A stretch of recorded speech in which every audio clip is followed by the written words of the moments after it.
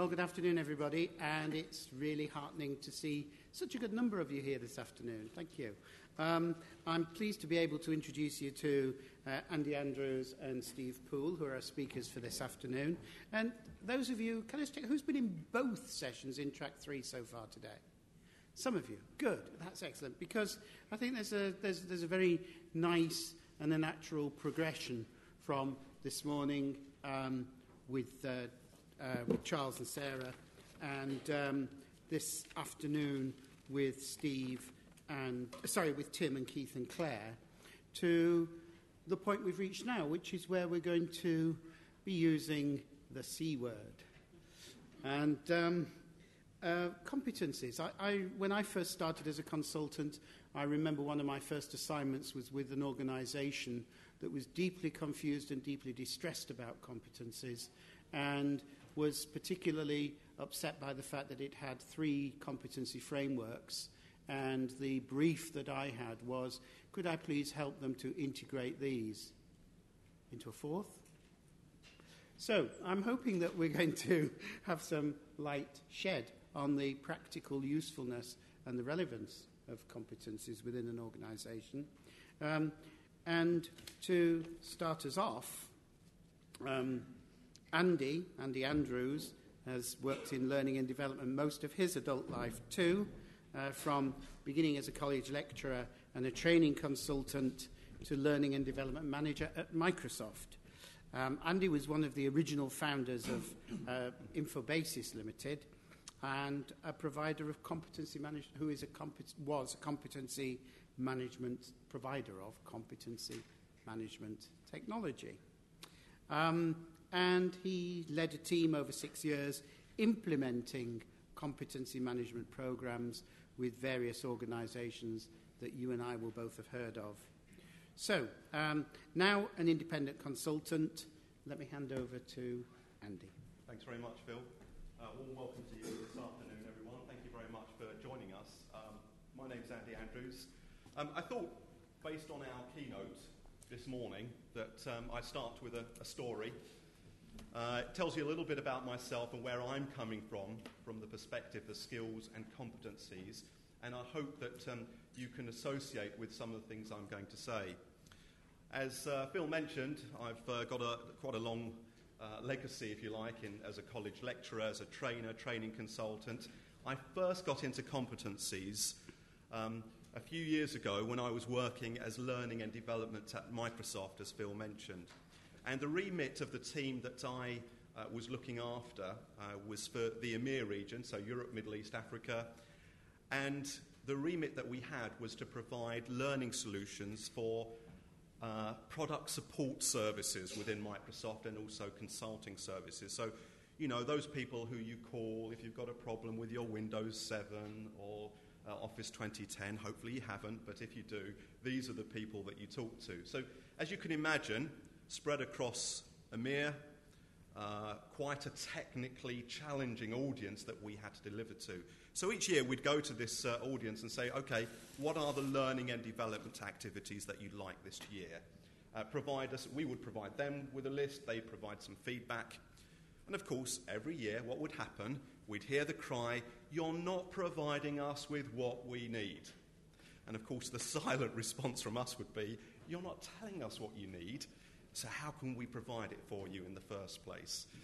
I think you can probably associate with that particular challenge. So what we did at that particular time, we developed a competency-based learning management system called the Learning Portal. Now, the idea was that we would provide ILT, e-learning, allow for the upload of things like learning objects, learning nuggets, and so on and so forth, but it would be prescriptive. It would be based on people's competency gaps. So this tool facilitated the business itself being able to articulate which competencies each employee required to do their job effectively, and the degree of proficiency that they required for each of these competencies. So each individual would be able to log onto this system, carry out an assessment which would be validated by their manager.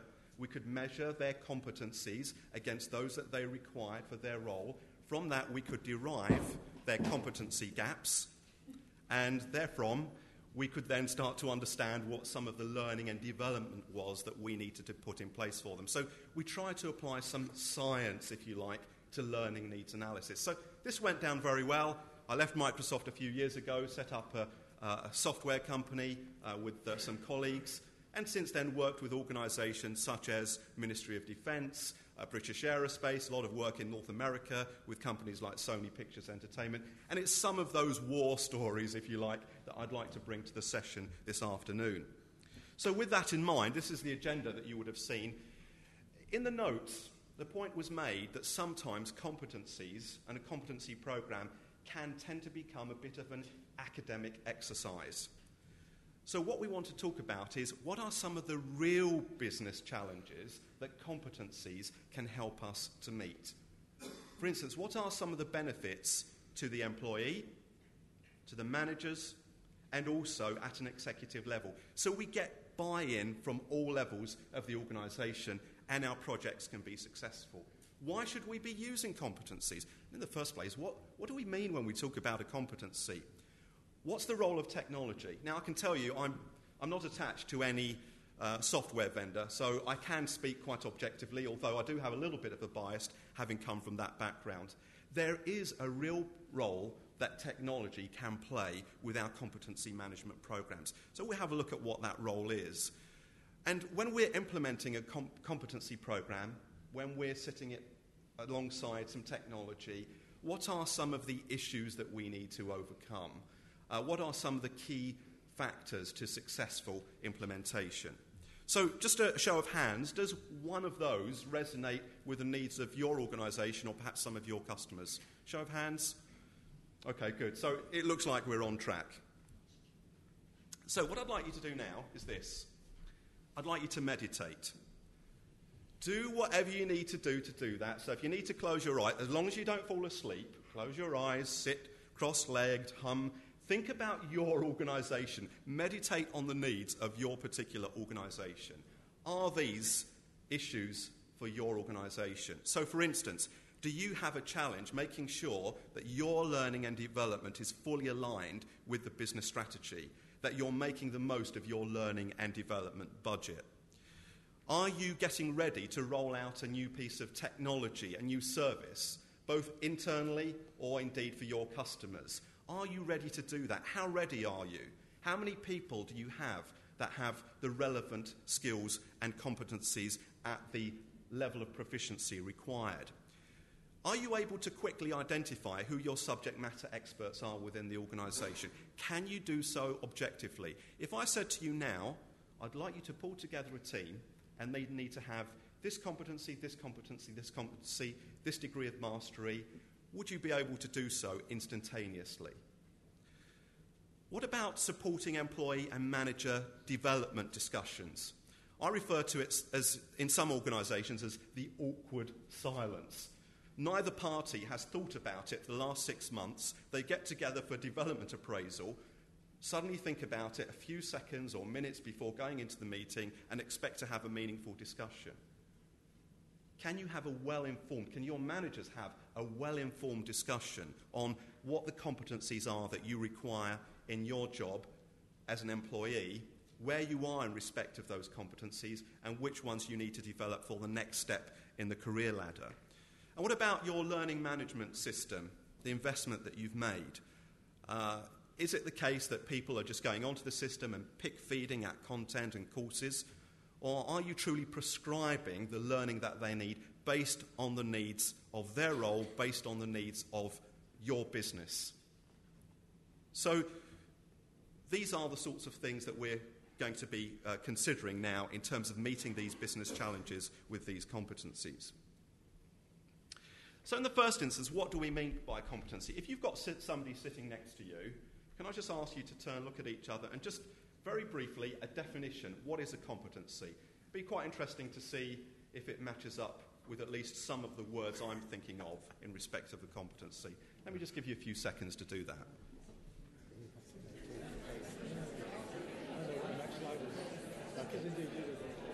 It's interesting, isn't it? Competency is something I think that enables you to do something. And for me, it's about deciding what it is that you need to be able to do in order to do that. Right, thanks very much, everyone. So, what do we mean by competency? Well, rather than making this an academic exercise, there are many definitions that are used for competencies, but let me speak of the one that I've used with the customers that I've worked with where we've got good results. A competency is a behaviour that encapsulates the knowledge, skills, attitudes and motives that contribute to excellent performance. So hopefully, somewhere in there, you picked up at least one of those words. Knowledge, skills, attitudes, motives, or abilities even.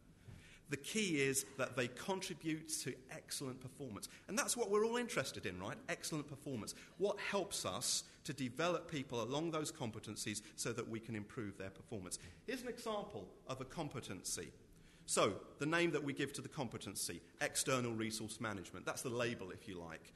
A definition of the competency, manages effective utilisation of vendors, service providers, and so on. Now, the competency should be made up of a number of behavioural indicators. And if it's a well-constructed competency, these behavioural indicators should be simple, clear, understandable, action-verb statements. The reason why they need to be action-verb statements is because we need to show that a person has those competency or has that competency, meets those behavioural indicators. So note the example here, identifies, follows, refers to, uses. That's what helps us to carry out an assessment of a person's proficiency in a particular competency. What you'll typically see in a competency framework or a competency model, not only a list of competencies, but for each competency, a definition, behavioural indicators, and these behavioural indicators are scaled. For instance, 1 to 4, each indicating a degree of proficiency or mastery for that particular competency. Now, very often, these competencies are used in the form of a job or role profile. What do we mean by that? Well, essentially, it's a cluster of the competencies that a person requires in order to do their job well, and the degree of proficiency or mastery that they have for each of these competencies. So as an example, learning and development consultant. No surprise here, curriculum design, instructional design, live instruction, and so on and so forth.